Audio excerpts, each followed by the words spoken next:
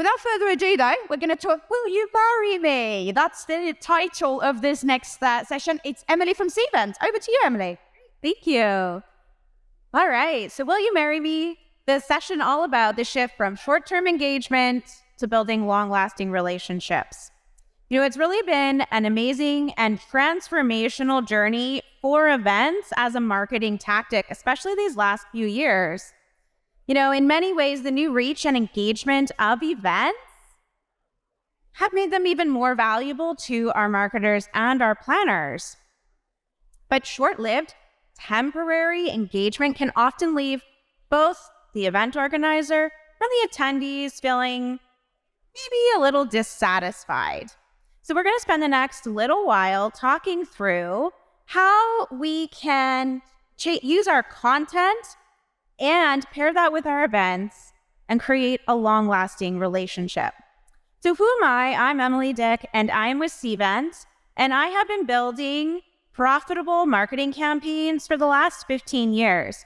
And I always strive to be a really pivotal player in any of my marketing teams, so I'm bringing new ideas and new processes to think about things in a different way to build efficiencies. And in every single type of marketing program that I have built, I'm always thinking about how I can use events and use them for different purposes. And so I'm a big fan of using events in any of my profitable marketing campaigns. So let's keep our extended metaphor going here. And I want to tell you guys all about my best long-term relationship. And that's with my husband. And we actually met in high school, and we built a really great foundation together. And we knew each other for a really long time before we started dating after high school. And I've been with my husband about 17 years now. And one of the great things that has made that relationship what it is a really connected partnership in how we plan and how we think and how we parent. But the beginning of relationships can be tough. Normally, you're somewhat unsure of yourself, and as you start to navigate the different people that you might be dealing with, they're often trying to pitch themselves as trustworthy, maybe even likable or fun, and maybe they're trying to get you to spend some money with them. But you can only give something of yourself to them when they clear that path for you to do so.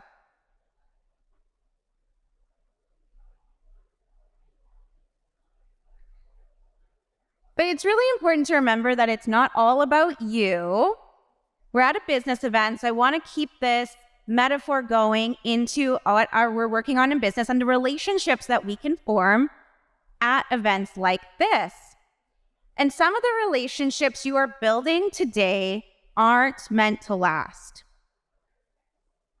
or aren't built to last. So for the purpose of today's talk, I'm really going to focus on building relationships with these three: the customers, the prospects, the members, or delegates that you might be curating at your business events.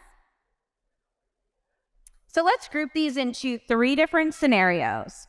We've got the Tinder date here. You're swiping left and right. Maybe it's a quick date, but it ends up being maybe a mismatched candidate. That's not so good, and you don't really like each other that much. Number 2 scenario, we met at a bar. Okay, we had a great night out. It was a really good match, but it wasn't sustained. And number 3, we've been friends for a while. All right, so we've got a great foundation, and we're going to see where this builds before we begin dating. Okay, Tinder date. Let's go through this one. We're going to try this out. I know this raising hands in the audience might be a little bit funky, but how many of you have used Tinder? Is anyone brave enough to tell me if you've used Tinder? Okay, I got one. That's awesome. Okay, let's see if you can keep your hands raised. Have you ever had any bad experiences on Tinder? Okay, I think we got our volunteer. Yes, it does happen.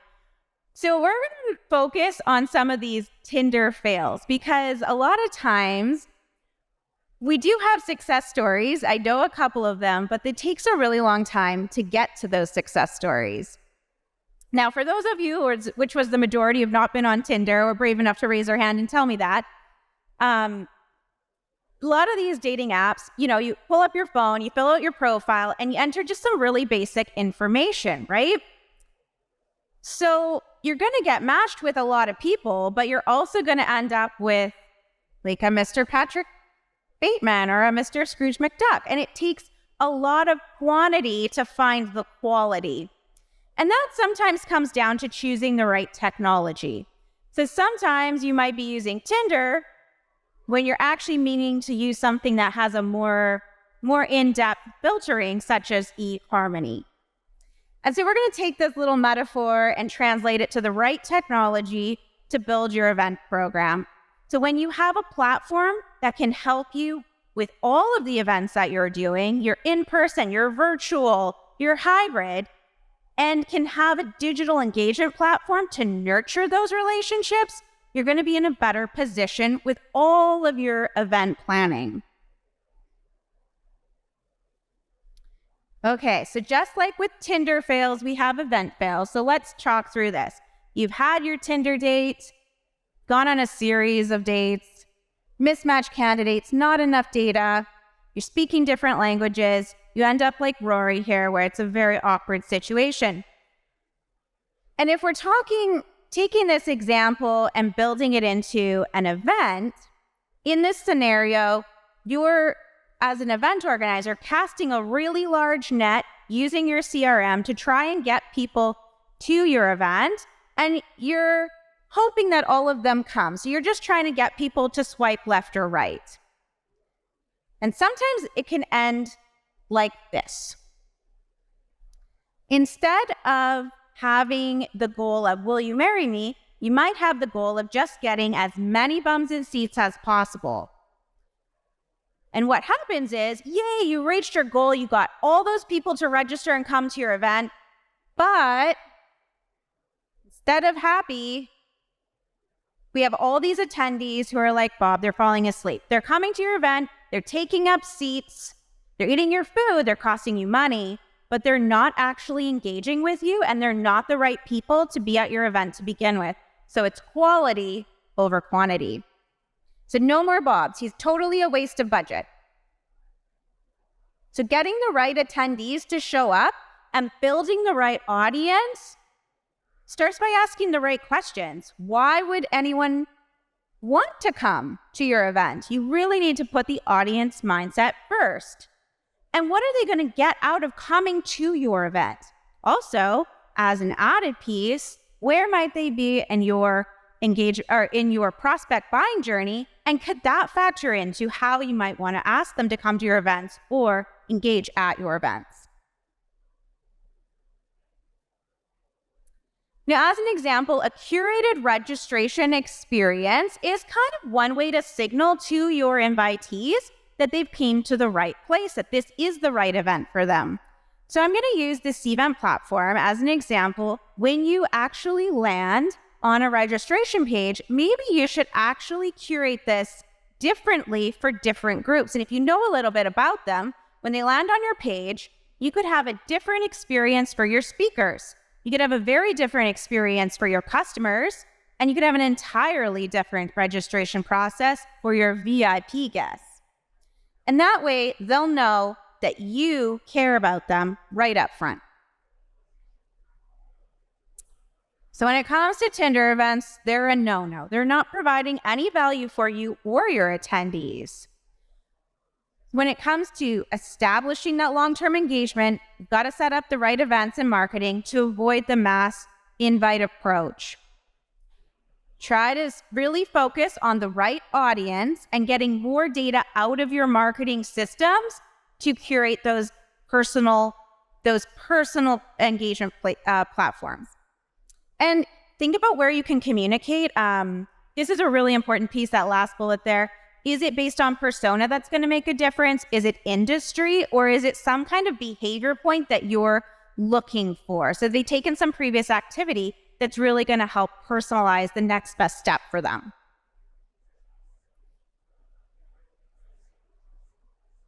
All right, scenario 2, we met at a bar. was a really great initial spark, really great connection. We have some interest and commonality. It's seeming really good. But what happens? Maybe some good dates or great dates. It's going really well at first until you don't get any communication and it drops off. So let's build this out. They never call us until the next date. Now, this scenario happens all too much, and I think any event planner in here is probably a little bit guilty of this one. It's the short-term engagement, okay? Watch this. We met at the bar. Ask me out. Go on this amazing date. We have a great high. Don't talk to me again until the next event. And it just keeps happening over and over and over. And we're left thinking, at the attendee is thinking, am I wasting my time with this?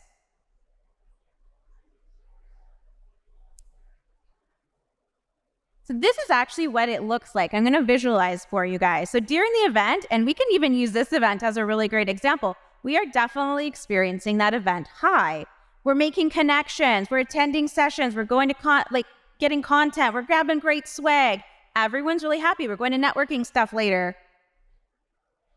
But what if nothing else is happening? It looks really empty, right? So I'm just going to show exactly what it looks like for your events. We call this the transactional relationship. It only happens when you want something out of them. So it's happening during the event. And it's missing all these other great engagement opportunities. So let's have a look at what that is. And I know these screens are a little bit small, but there's so much activity that can happen pre and post event that we're going to have a little bit of a deep dive into, and where you guys can really spend some time to avoid the pitfalls of the bar experience. So if people need to know about your event before they register for it, you really can send those personalized targeted emails. So remember, before the event, we need to talk to them.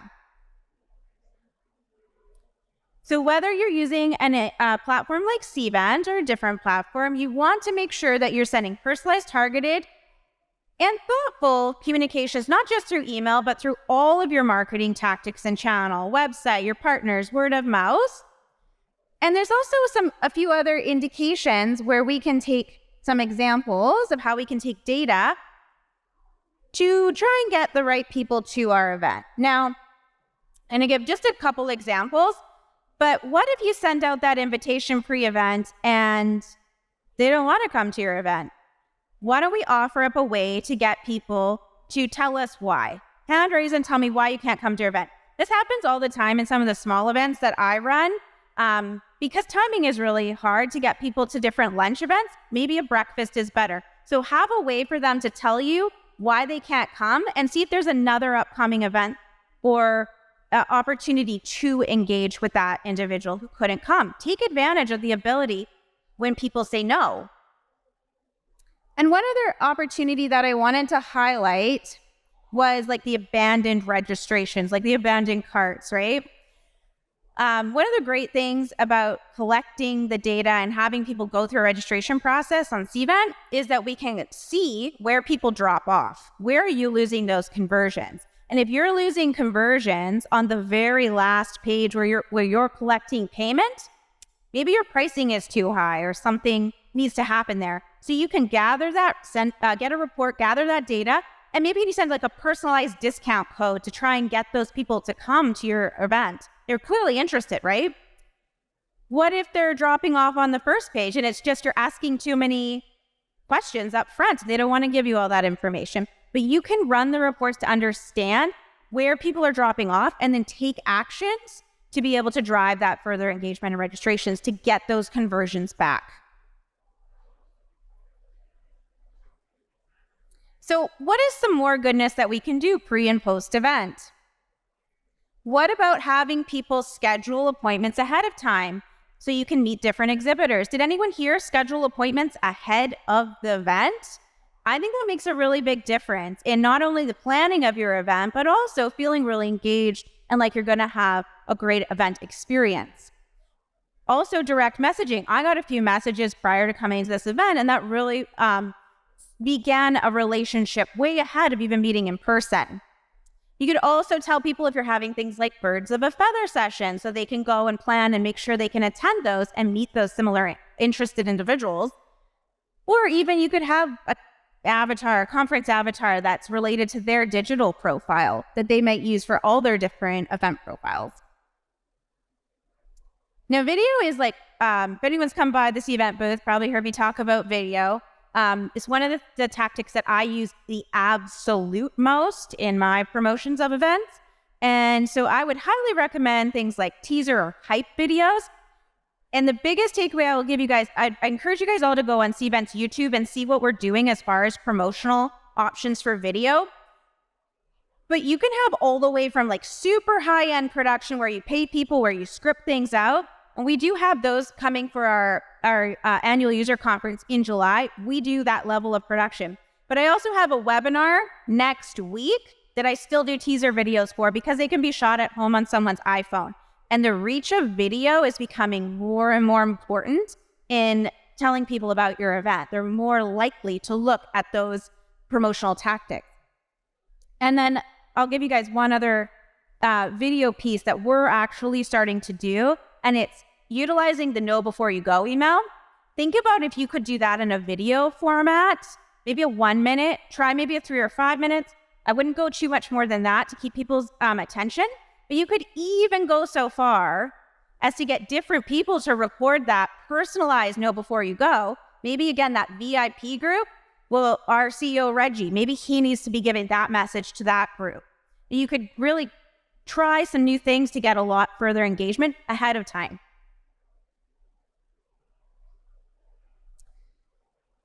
So whether or not you like it, once people leave your event, they're going to tell people whether they had a good time or not. And you know what? You want that data. You want to hear that feedback. So it's really important to think about these next steps that you should take once your event ends, or once that date ends, if we keep up the metaphor here. So why don't you send a feedback survey? I really hope everyone's doing this, but it sometimes gets lost in how important and critical this is. And I'm going to plug everybody here after today's event. Fill out your feedback survey. It's going to really help the show for next year and what they can do better. What else should we be doing to enhance that post-event? We should also be helping people if they need to rewatch any of the sessions that they attended. What about things that they might have missed during the event? Maybe you couldn't get to all the sessions in the last 2 days. You can go and see things on demand. I also like continue the conversation meetups. So if you've met some great people, maybe they're local to your own town and you can go for coffee next week. So continuing that conversations and allowing those relationships to blossom, if you will. And the other piece, just keeping video in mind, is the recap video and getting people to relive the moments that they've had. Oh, and I did want to mention, one of the greatest tactics that I have found personally is getting people to register for the next event while they're engaged at this event. So we just have a new module built into our webinar platform, and it says upcoming events, and I will get, 30 people registered for my upcoming events from that alone. So definitely keep that one in mind, not just for your conferences.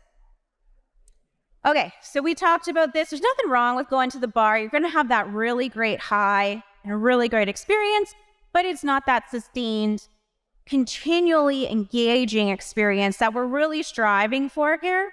And we're also missing that community connection and that piece. All right, we all knew this was coming, the ideal scenario, the we've been friends for a while piece. And as I like to call it, the Monica and Chandler scenario.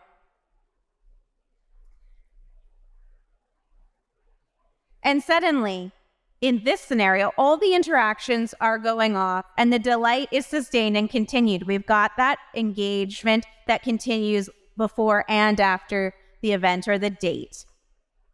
Okay, we made it. So what is so special about this one? The really big thing here is the continued. We've now extended to the community, the friends and family. They now know about us. So we're interested in what the audience wants to do. We're noticing that they like trivia nights or something like that. We're going to go bring that topic in. So what are the benefits of this early connection? I really like this one. It's really important because we know so much about these attendees. We had this foundation before the event. So what can we do to help personalize that engagement before that event? What we can build in our engagement platform is the ability to have different connections suggested ahead of time. So as soon as you log in and are ready to build your schedule, for instance, we're already able to suggest the sessions and give you recommendations on the sessions that you want, how to build your schedule. We can even give you recommendations on who you should talk to based on like-minded interests.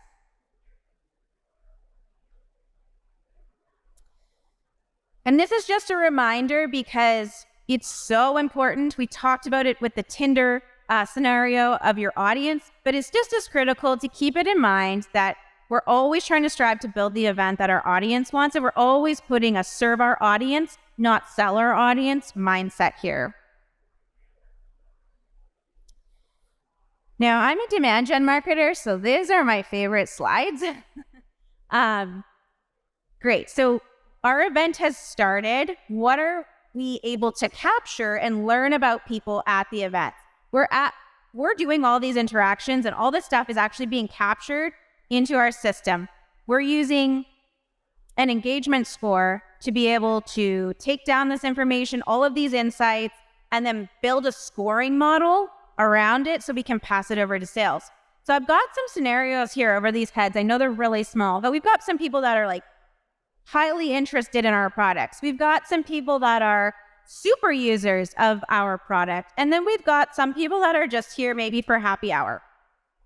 These are not all equal interactions that are happening. So how do we translate that into an engagement score that we can pass over to our sales team? For me, it's really important that the hottest leads get prioritized from events and are sent to our salespeople to follow up on as fast as possible, because they are the ones that will, early bird catches the worm, if you were. But when you get to leads faster, you have a much higher chance of converting those into opportunities and closed deals. Okay, so here's what we've done. We've taken the person who said they were really interested in a product, and we've now given them a score of 65. The guy who's here, maybe that's Bob, he for happy hour, get a 0. And our super user, who's just interested in education, we gave them a 12. That's probably really interesting. We still want to capture that. They're here, but they're not necessarily showing any interest of buying. So we don't want to put them through a sales cycle. And all these interactions are then captured, and they're captured for every event that you do. They're built into our lead scoring models, and we're able to take that all of these journeys that are happening and build them up so that not only our sales team can see it, but also our customer success. We're busy building a community. We knew that was a really key part of building long-lasting relationships. So how can we keep that engagement going? We can do that by utilizing direct messaging, and we can also take advantage of AI networking within the engagement platform. So you can have the ability to find different matches and network with them online as well as in person. And this is just a really quick plug. I've already talked a little bit about this one, but always think about how you can serve up videos afterwards and have people utilize the content from your event on demand and in small bite-sized pieces on social. And lastly, I wanted to talk really quickly about immersive conversations that happen. If you're going to marry someone, you're going to have to talk to the people that they like in their community as well. And so there's lots of different ways that you can talk to different people that get curated at your events. And so embrace that. This is now the power of long-lasting relationships. You can keep the conversations going, and now you do not have that single moment of an event. You do not have the wrong people at your event. you do have a proper journey cycle going on here, but it's not just one event that you're seeing, it's several events. It's website interactions, it's people downloading content and engaging with your emails. There's lots going on with every single journey that's built, and we want to capture that engagement and keep that opportunity.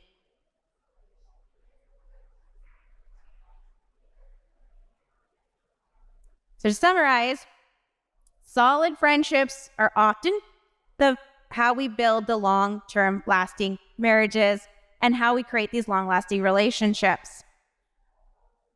You can build a friendship over time, and it's really important that you pay attention and listen to your audience and hopefully build a community together and think about the future, because that's also another piece that's important. I did want to just tell you guys really quickly about where I've built some great B2B relationships over the years at events. I've got my mentor here, Tanya. She's my old boss, but we meet a lot of times at industry events, and we've just created a great lasting relationship every time that we get together. And the other piece that I've been fortunate enough to use is I used to run a Salesforce user group out in Vancouver, and that was a really great way to build a community in a town and create job opportunities and help people thrive in their careers with learning and events being at the core. Thank you all for coming to the presentation today, and if you have any questions, please let me know. And if you want to connect with me on LinkedIn, that'd be awesome too.